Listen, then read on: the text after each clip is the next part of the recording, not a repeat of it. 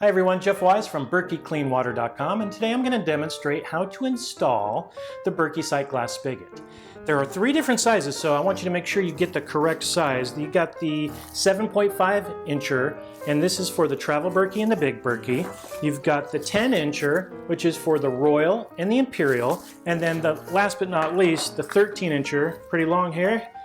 This is for the Crown Berkey. So today we're going to demonstrate on our good old Travel Berkey, which we've had for many years. This is the first Berkey our family ever owned, and guess what? We still use it. So cost effective, love it. Okay, so I've taken off the old spigot already, and here's the new one. Now be sure to read these instructions when you get it. Here's the spigot, sight glass spigot.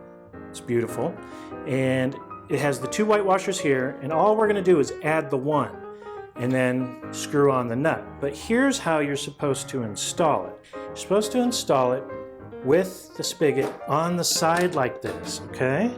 Let's see if I can get this on. There we go. So just like that. And then I'm going to put the black washer on the inside, and then I'm going to screw on the nut.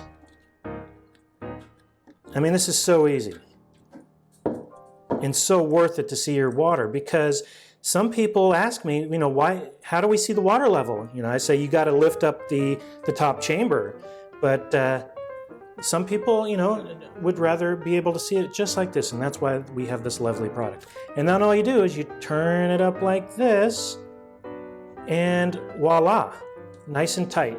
We're going to put water in it. We're going to show you the water level. Be right back. Okay, so as you can see, the sight glass spigot is installed, and it's very important to follow these instructions and hand tighten it and then turn it up. That will completely seal it so there's no leakage or anything. Oh, look at the water level. Isn't that beautiful?